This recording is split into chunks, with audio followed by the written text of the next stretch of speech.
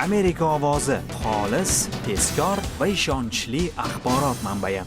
Qo'shma Shtatlar yangi raketani sinovdan o'tkazdi. Insonni eng olis manzilga eltishni ko'zlaydigan bu vosita Yerni aylanib chiqdi. Fazo agentligi nazarida bu missiya Mars tomon muhim qadam. Klapandagi kichik muammo hamda kuchli shamol sababli bir kun kechga qoldirilgan parvoz ertasiga amalga oshirildi.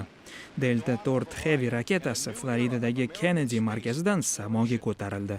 Ichida astronavtlari yo'q. Parvoz 4 soat 24 daqiqa davom etdi. Raketa Yer atrofida 2 marta aylanib, Tinch okeaniga sho'ng'idi. NASA fazoviy tadqiqotlar agentligining Orion dasturi menejeri Mark Geyerning boshi osmonda sinov muvaffaqiyatli yakunlandi. Bu juda qiyin missiya edi. Puxta tayyorgarlik ko'rdik. Oldimizga qo'ygan maqsadlarimiz ham murakkab, lekin Delta raketasi nuqsonsiz uchishdi. Hamkasblarimni a'lo ish bilan tabriklayman deydi u. Geyer deydiki, 1972-yilda uchirilgan Apollondan buyon bu insonni olis samoga xavfsiz eta oladigan birinchi sistema. O'zining uzaytirilgan orbitasi tufayli Orion kapsulasi yuqori zaryadli zarralarga to'la Van Allen halqasidan bemalol uchib o'ta oldi. Raketaning kosmik radiatsiyaga chidab berishi muhim edi.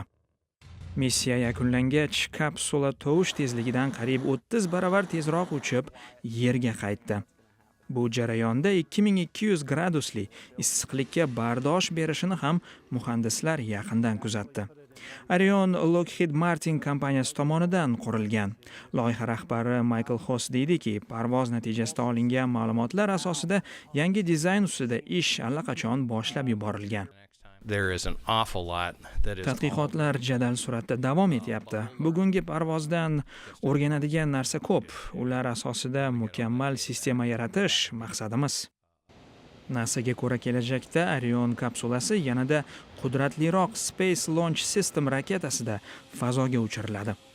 2018-yilda kosmik kema Oyni aylanishi, 2021-yilda esa astronavtlar bilan samoga ko'tarilishi kutilyapti. George Putich, Shohruh Hamro, Amerika ovozi uchun. Amerika ovozi xolis, tezkor va ishonchli axborot manbai.